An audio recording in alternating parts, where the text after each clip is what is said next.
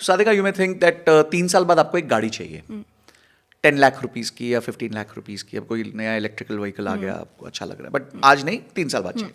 तो ये हो गया गोल नंबर 1 आपका। फिर गोल नंबर 2 हो गया, for example you may want to get married after 7-8 years. तो आप कहते हो भाई 7-8 साल बाद मेरे को शादी करनी है, तो मेरे को इतना पैसा उस टाइम चाहिए। Let's say 15 years down the line, 16 years down the line और 20 years down the line, you want कि मेरे किड्स के लिए एक एजुकेशन का कॉर्पस होना चाहिए, उसके बाद आपके लिए एक रिटायरमेंट का कॉर्पस होना चाहिए। लाइफ के ना बड़े इवेंट्स होते हैं, तो हर इवेंट पे एक गोल होना चाहिए और उस गोल के हिसाब से आपकी प्लानिंग होनी चाहिए। अभी मैंने पीछे एक रेडिट पे बहुत वायरल पोस्ट देखा and I was very impressed with this guy. He did a very simple thing. He said he started his job eight 23 के आसपास था, उसने जॉब स्टार्ट किया।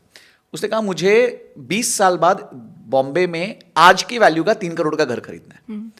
तो 20 साल बाद वो कितना हो जाएगा, उसने एक एंटिसिपेशन लगाया कि let's say that will be a 10 crore रुपया हाउस। तो 20 साल बाद 10 करोड़ का घर खरीदना है, तो उसने उसके लिए एक SIP बना दी।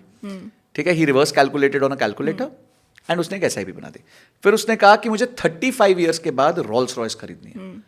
35 ईयर्स के बाद, बिकॉज इज 24, सो ठीक है 59-60 होते होते मेरे को एक रोल्स रॉयस खरीदनी है। वो रोल्स रॉयस आज कितनी है, लेट्स आज 5-6 करोड़ की है, 6-7 करोड़ की है, तब होते होते 15-20 करोड़ की हो जाएगी। ठीक है, उसके लिए मैंने एक SIP कर दी। थर्ड, मुझे एक रिटायरमेंट चाहिए जिसमें रिटायरमेंट में पास 25 करोड़ होने चाहिए, that should be also at the right time of getting my Rolls Royce. And you won't believe, then he put a step up कि हर साल मैं 6%, 7% कुछ स्टेप अप करूंगा SIP को। His starting number today was hardly 50,000 rupees, hardly 50,000 rupees. तो आज अगर आप 50,000 से भी स्टार्ट करते हो ना, अगर आप लंबा विजन रखते हो, all your goals are achievable. मैं सबको कहता हूं अगर आपकी 20,000 की सैलरी है ना और आप अपनी सैलरी ठीक से बढ़ा पाए, 40 साल में आप 100 करोड़ रुपए इकट्ठे कर सकते हो on your portfolio. That is the power of long term investing. But नहीं, सबको क्या है, overnight rich, overnight rich, overnight rich. तो आप अपने बास्केट को सिंप्लीफाई कर दो। Your basket should be goal oriented, goal should be very smart. Smart का मतलब होता है specific, measurable and it should be time oriented. तो स्पेसिफिक है, जैसे मैंने बताया कि रिटायरमेंट चाहिए आपको, या फिर financial freedom. 20 years down the line I want 5 crore rupees for financial freedom. ये एकदम स्पेसिफिक गोल हो गया, मेजरेबल हो गया, टाइम ओरिएंटेड हो गया। अब इसके हिसाब से आप बैकवर्ड्स इन्वेस्टमेंट्स तय कर लो। And the longer your goal is, the more risk you can take. Because market में कभी फ्लक्चुएशन आ गया, कुछ हो गया, तो आप बैठ सकते हो, हाँ ठीक है यार, अभी तो गोल मेरा बहुत दूर है, मेरे को स्ट्रेस लेने की जरूरत नहीं है।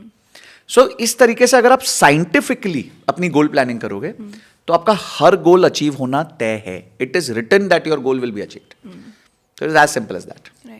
बट आजकल लोगों का गोल ये होता है ना कि उनको नेक्स्ट नाइकी के स्नीकर्स खरीदने हैं। जैसे बहुत मैं अभी रिसेंटली एक रील देख रही थी और उस रील में बेसिकली ये था that you know should I buy an iPhone और should I invest in SIP।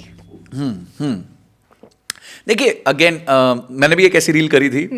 Reels पे, ऐसे रील्स पे व्यूज तो बहुत आते हैं, बट मैं ना इसको भी सिंप्लीफाई करता हूँ। देखिए if you don't live, and वो कहते हैं if live miser die rich, वैसा ना हो जाए, तो उसके लिए भी एक बैलेंस बना, हर चीज का बैलेंस बना के रखिए।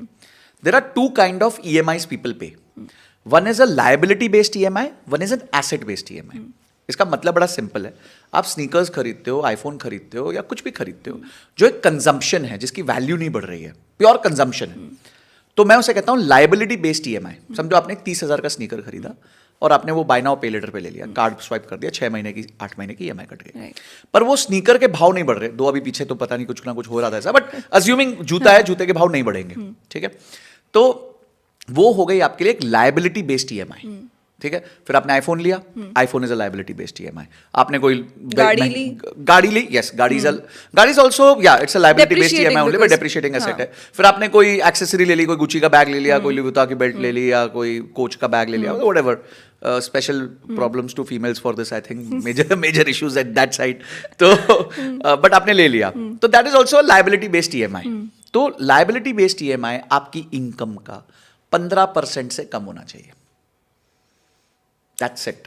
That is the absolute simple rule you should keep for life. ठीक है, तो अगर आप 1 लाख रुपए कमाते हो, तो आप महीने की 15,000 रुपए की लायबिलिटी बेस्ड EMI ले लो, कोई चक्कर नहीं है, मजे करो।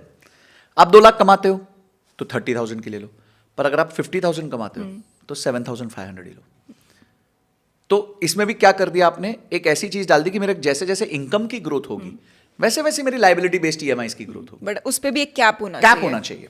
देखिए आप जब गाड़ी से जाते हैं, फॉर एग्जाम्पल गुड़गांव से जाते हैं, टोल गेट आता है, तो टोल गेट में जब पैसा डालेंगे तभी तो वो खुलेगा, राइट।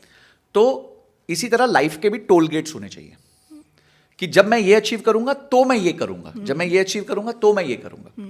तो अगर आप अपने लायबिलिटी बेस्ड ईएमआईज को 15% से कम में घुसा दें, आपको कभी लाइफ में स्ट्रेस होगा ही नहीं। It is not possible. पर प्रॉब्लम क्या है? प्रॉब्लम है जब मेरे को एक मैसेज आता है इंस्टाग्राम पे, 85,000 रुपीज सैलरी, 1,20,000 रुपीज ईएमआई। वो प्रॉब्लम है, क्योंकि उस टाइम क्या होता है ना, आप वो डोपामीन के चक्कर में नया नई चीजें खरीद रहे हो। अच्छा, marketers are very smart, they know how to play with your brain. वो कुछ ना कुछ ऐसा मैसेजिंग दे देंगे जो आपको लगेगा कि मुझे तो करना जस्ट चाहिए। पे 99 राइट नाउ एंड उसके बाद कर दो। तो they are enabling you to buy things very in a easy manner, या फिर they are hurting your ego कि अच्छा आप कोई शोरूम में गए तो बोलेंगे तो नहीं आप तो अफोर्ड ही नहीं कर सकते। बोले मैं नहीं अफोर्ड कर सकता, लाओ 4 भाइयों के क्रेडिट कार्ड, अभी सारे पैसे देता हूँ मैं। वो बाद में आपके ऊपर लायबिलिटी है। एक मैंने ना बहुत इंटरेस्टिंग चीज की थी क्लास में। We were having a financial planning class. तो मैंने सबको बोला, स्टूडेंट्स को, आप एक काम करो, आप ना घर पे जाके ये चेक करो कि आपने कौन सी चीज को, चाहे आपकी शर्ट है, ट्राउजर है, जैकेट है, बेल्ट है, बैग है, कोई भी एक्सेसरी है, उसको पिछले 1 साल से हाथ नहीं लगाया। ठीक है? और मुझे बताओ, अगर आपके पास टोटल 100 यूनिट है तो ऐसे कितने यूनिट्स है जिसको आपने पिछले 1 साल से हाथ नहीं लगाया? तो अगली बार क्लास में सब आए तो लड़का लोग बोले 60, 65, लड़की लोग बोली 80, 85। तो मैंने बोला, अब मुझे एक और बात बताओ कि what is the probability you will touch those things again? तो अगर 1 साल से आपने कोई चीज नहीं छुई है, very rare chance, very rare chance. I am wearing a watch, अब मैं वही वॉच पहने जा रहा हूँ, कभी स्किप मार दी तो 2 वॉच में है। हाँ। तो बाकी जो 8 ब्यूटीफुली शेल्फ में रखी हुई हैं, उनका क्या यूज रह गया? पर जब आप खरीद रहे हो तो आप तो ये सोचते ही नहीं हो, नहीं मुझे ये भी ड्रेस चाहिए, मुझे ये भी शर्ट चाहिए, मुझे ये भी ट्राउजर चाहिए। इम्पल्स में इतने जल्दी आप एंड जस्ट इमेजिन 65%, मतलब 2 out of 3 items which you own, you don't touch for even after 1 year. तो ये क्यों जरूरत थी आपको लेने की? अब आप जाओ अपने आप को और गिल्ट दो कि इन सब का बिल जोड़ो कितना था, और जब आप वो जोड़ोगे और भी बड़ा गिल्ट आता है कि यार मैंने तो करीबन 2 लाख रुपए खोटे कर दिए, 3 लाख खोटे कर दिए। So my point is minimalistic living. I'm not saying be miser. I'm saying have rules. हम हमेशा कहते हैं spending should be rule based, investment should be ROI based. तो आप स्पेंडिंग्स के रूल बना दो, ये होगा तो करेंगे भाई। अच्छा, दूसरा, आपकी स्पेंडिंग आपके हैप्पीनेस गोल से अलाइंड होनी चाहिए। इसका मतलब क्या है? What do you like the most? Like in general, in life? Like in general, let's say you'd say experiences, मैं ट्रैवल करना पसंद करती हूँ, या फिर मेरे को सर वो एनफील्ड बाइक चाहिए। लाइक मेरा एक स्टूडेंट आया, मेरे को बोलता है sir I want that Enfield bike, वो बुड़ बुड़ चाहिए मेरे को ना। एंड इज लाइक मेरे पास पैसे नहीं है, it's an EMI is 5,000 rupees and all. तो हम उसके साथ बैठे तो देखा नेटफ्लिक्स सब्सक्रिप्शन एंड ऑल दो subscriptions put together was 1,100 rupees a month. मतलब इसमें से क्या क्या नहीं देखता बता? अच्छा ये नहीं देखता, चलो हटाओ। वहाँ 700-800 रुपए बच गए। फिर रात को बैठे हैं तो वो स्विगी, हाँ प्रिसाइसली, वो जोमेटो को पता है कि भाई जगा हुआ है, स्क्रॉल कर रहा है रील्स को, जरा इसको एक मैसेज डाल के देखते हैं, देयर इज अ चांस कि ये मंगा ले रात की जो भी चाय या जो भी बेचना है उनको। तो वहां भी देखा तो 4,500 रुपए स्विगी जोमेटो पे। उसके बाद 8,000 रुपए UPI, जिसको उसको पता ही नहीं कि कहाँ जा रहा है। So when we added all that up and we pruned it, he got 6,000-7,000 rupees free. And उसके बाद जाके उसने अपनी बाइक ले ली। अब मैंने बोला at least now you are happy.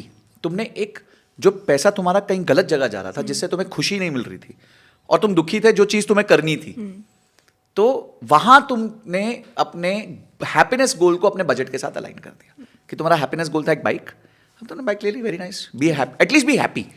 So rules बना लो, थोड़ा सा just be conscious and cautious about money, know where your money is going, make an emergency fund. देखिए जब आपके पास इमरजेंसी फंड आता है ना, उसके बाद आपको बहुत कॉन्फिडेंस आ जाता है